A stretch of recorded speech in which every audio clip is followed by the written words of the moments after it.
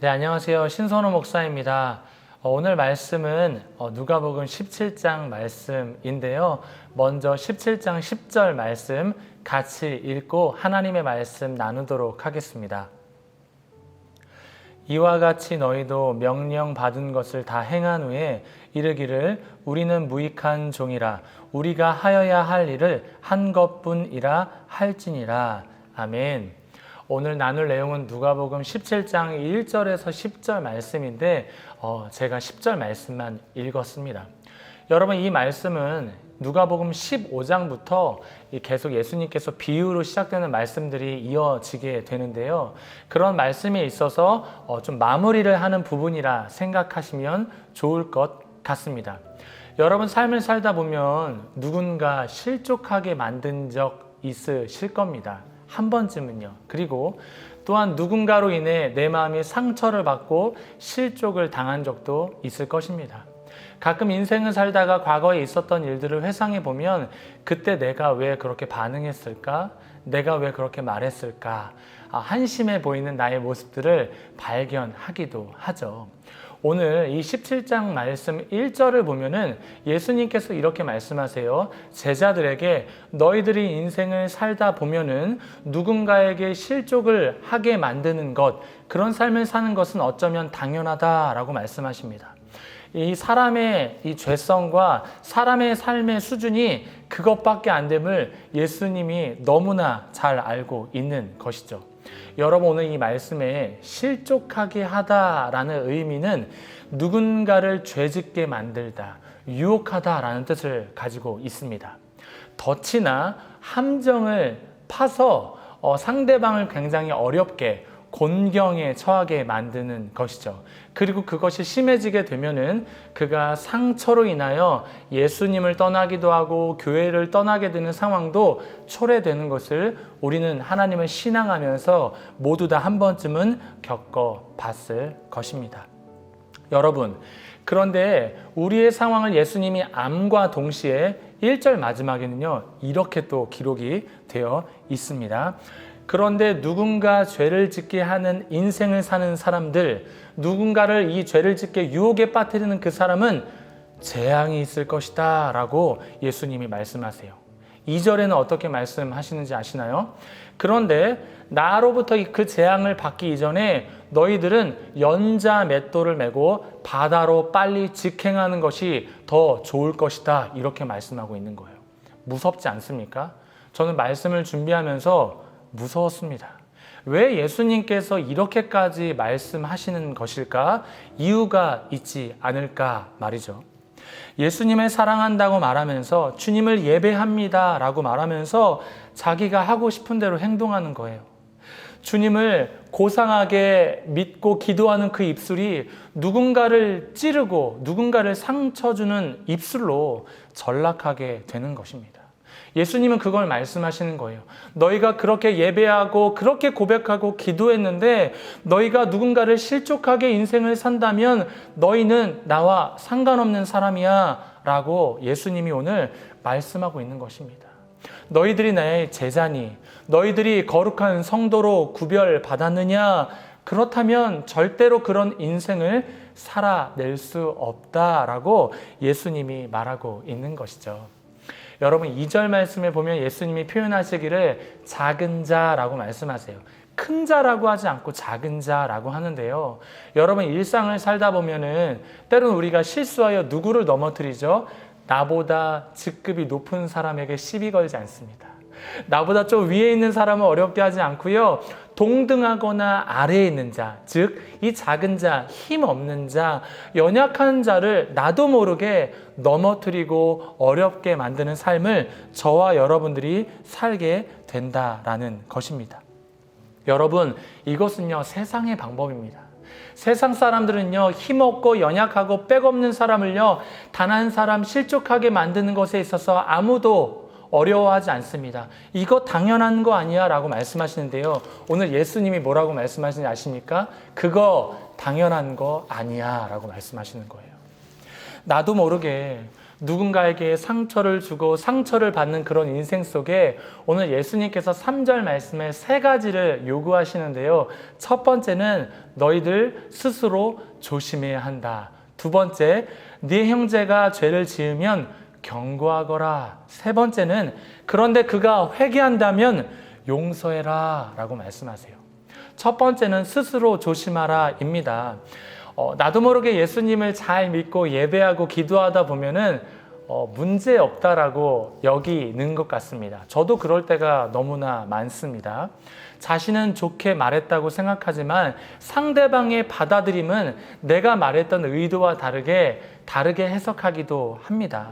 나의 표정은 어떠한지, 나의 말투는 어떠한지, 나의 삶 속에서 예수님의 향기가 드러나고 있는지 돌아보아야 한다라고 주님이 말씀하시는 것이죠. 두 번째, 너의 형제가 죄를 지으면 경고해라 라고 말하는 거예요. 여기서 말하는 죄는 이 서두에서 말하는 것과 같이 이 실족하게 하는 자, 상대방의 마음을 어렵게 하는 자, 그것을 죄라고 한다면 그 죄를 짓는 자에게 경고, 꾸짖어야 한다라고 말하고 있는 것입니다. 여러분, 사실 우리가 이런 상황들 가정에서, 직장에서, 때론 교회에서 종종 보고 있지 않나요? 그런 상황들을 볼 때 여러분 어떻게 반응하십니까? 에이, 내가 굳이 뭐라고 이야기해서 마음을 어렵게 할 일이 있을까? 다른 사람이 이야기하겠지. 그냥 나는 쉬쉬하고 조용하고 있어야 되겠다. 여러분 이렇게 생각하신 적 없으신가요? 저는 있습니다. 누군가 말하겠지. 괜찮아, 내가 괜히 저 사람과 다투고 싸울 필요 없잖아 라고 말하면서 넘어갈 때가 있는데요. 예수님은 그렇지 않은 거예요. 아니야, 말해줘야 돼. 그가 죄를 짓고 반복적인 문제를 짓고 있는다면 너가 꾸짖어야 한다라고 말씀하고 있습니다. 여러분, 그렇다면 누가 꾸짖을 수 있을까요? 누가 그에게 경고할 수 있을까요? 적어도 오늘 예수님의 말씀을 근거로 한다면 스스로 조심하며 살아가는 사람이 꾸짖을 수 있는 것입니다. 왜냐하면 자신의 모습을 돌아볼 줄 아는 자가 누군가의 삶을 조금이라도 조정해 줄 수 있기 때문이에요. 그리고 누군가를 판단하는 자로 전락하지 않을 수 있기 때문이에요. 누군가의 잘못을 부각시키고 어그러뜨리게 만드는 자리에 있을 수 있기 때문에 나의 모습, 하나님 앞에서 나의 모습을 스스로 조심하고 바라볼 수 있는 자가 누군가에게 말해줄 수 있는 근거를 확보할 수 있는 줄 믿습니다. 마지막 세 번째는요, 용서해 줘라. 그가 그럼에도 불구하고 회개한다면 용서해 줘야 된다라고 말하고 있는 것이죠. 4절 말씀에 예수님께서 그가 7번이나 너에게 오늘 죄를 지었다 치자. 그런데 7번 너를 찾아와서 회개한다면 너가 해야 될 것은 용서야 라고 말씀하시는 거예요. 여러분, 상처라는 것 쉽게 지워지십니까? 누군가에게는 수십 년 동안 트라우마로 자리 잡게 되고요. 그 과거의 일들을 생각하게 되면 때로는 화도 치밀어 오르고 너무나 속상하고 그 하루가 망칠 때도 참 많은 것 같습니다. 그런데 우리의 삶에 우리의 마음이 그런데도 불구하고 예수님은 그가 찾아와서 회개하면 용서해 줘야 돼 라고 말씀하고 있는 것이죠.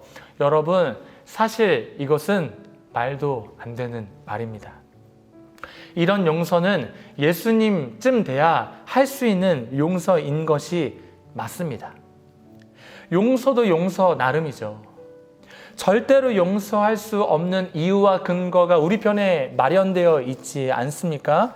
그런데 이 말씀을 갑자기 들고 와서 이것 봐, 예수님이 용서하라고 하잖아 라고 하면 이것처럼 마음이 어려운 게 없습니다. 자, 왜 예수님께서 이렇게 우리에게 용서해야 된다라고 말씀하고 있는 것일까요? 용서는 보복이 아니기 때문입니다. 용서는 예수님이 보여주신 최고의 선물이기 때문입니다. 용서는 우리가 예수님을 닮아가는 데 있어서 최고의 훈련이기 때문입니다. 그리고 우리는 누군가를 용서할 수 있는 자격이 없는 사람이기 때문입니다. 우리는 값없이 구원을 받았습니다. 예수님으로 인하여 용서를 받은 우리이지만 누군가의 잘못을 보고 쉽게 결코 지나치지 못하는 사람, 그런 연약한 자들이 바로 저와 여러분들인 것이죠. 가장 억울한 용서가 무엇인지 아시나요? 어렵게 다짐하고 결단하고 주님이 주신 마음 때문에 용서를 했습니다. 그런데 상대방은요, 나의 용서와 상관없이 똑같이 나쁜 짓을 행하는 거예요. 똑같이 거짓말을 행하는 거예요. 그럴 때 어떤 마음이 튀어오릅니까? 보복의 마음, 보복의 죄성이 나도 모르게 불쑥불쑥 튀어오르는데요. 그때 여러분 이 말을 기억하시면 좋겠습니다. 나의 용서는 하나님이 받으시는 것이다. 나의 용서는 저 사람이 그래 알았다라고 말해서 용서가 성립되는 게 아니라 주님이 주시는 마음으로 용서했다면 하나님이요 받으셨다라는 것입니다. 아무도 몰라줄 거라 생각하지 마시기 바랍니다. 상대방이 나의 용서에 외면하고 뒤로 돌아도 상관없습니다. 예수님이 받으셨기 때문이죠. 그리고 저와 여러분들은 누군가를 용서해 줄 만한 사람들이 못 되다라는 것을 우리는 알아야 될 것입니다. 용서할 수 있는 그 마음 또한 예수님이 허락해 주셨기 때문에 주님으로 인하여 우리가 용서할 수 있음을 잊지 마시기 바랍니다. 자, 5절에서는요. 한번 같이 읽어볼게요. 오늘 5절 말씀. 사도들이 주께 여짜오되 우리에게 믿음을 더하소서 하니, 저는 이 말씀을 보다가 요즘 그냥 유행하는 말인데요. 세 글자가 생각났습니다. 갑자기, 이런 말입니다. 사실 이 고백은요, 우리들의 고백이거든요. 연약한 우리의 삶을 보면서 하나님, 우리에게 믿음을 주십시오. 우리에게 믿음을 더해 주세요. 사실 이 고백은 저와 여러분들의 고백 아닌가요? 그런데 여러분, 6절에서 말씀하시는 예수님의 말씀에 우리는 귀를 기울여야겠습니다. 6절 말씀입니다. 주께서 이르시되 너희에게 겨자씨 한 알만한 믿음이 있었더라면 이 뽕나무더러 뿌리가 뽑혀 바다에 심기어라 하였을 것이요 그것이 너희에게 순종하였으리라. 무엇이 문제일까요? 이 5절과 6절 사이에 어떤 말들이 오고 가고 있는 것일까요?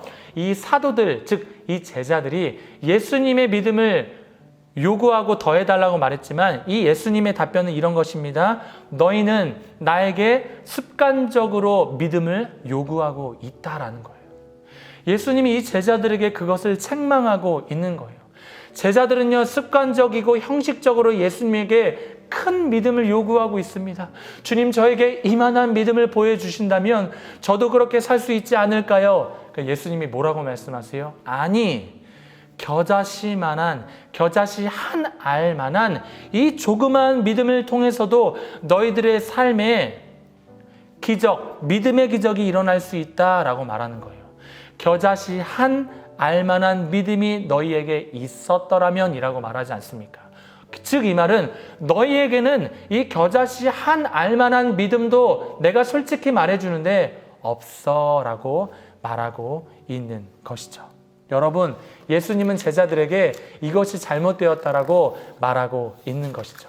마지막인데요. 이 7절에서 9절 말씀이 읽지 않고 제가 풀이해서 설명해 드리도록 하겠습니다. 예수님이 비유로 이렇게 말하는 거예요. 자, 나에게 종이 한 사람이 있다라고 치자. 나에게 종이 한 사람이 있다라고 가정해 보겠다.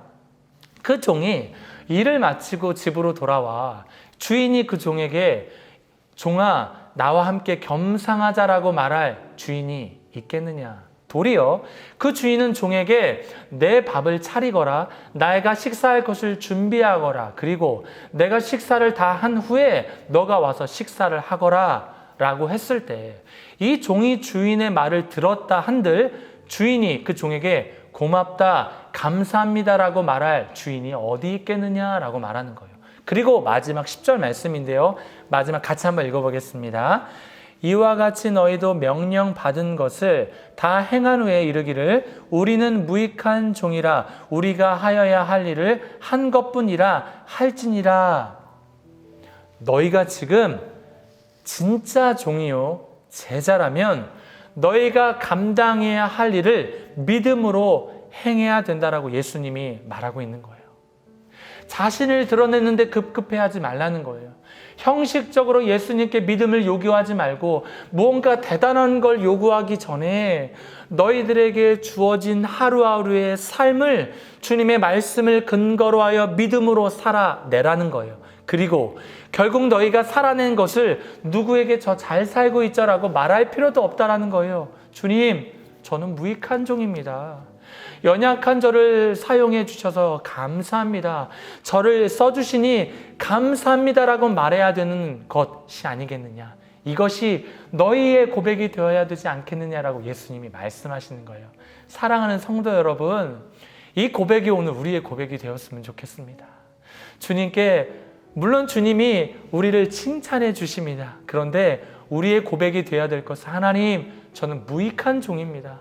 주님이 이 연약한 저를 사용하여 주시는 것 자체만으로도 저에겐 은혜요, 감격이요, 감사입니다라고 오늘 하루 그렇게 주님께 고백하는 우리 성도님들의 삶이 되시길 주님의 이름으로 축복합니다.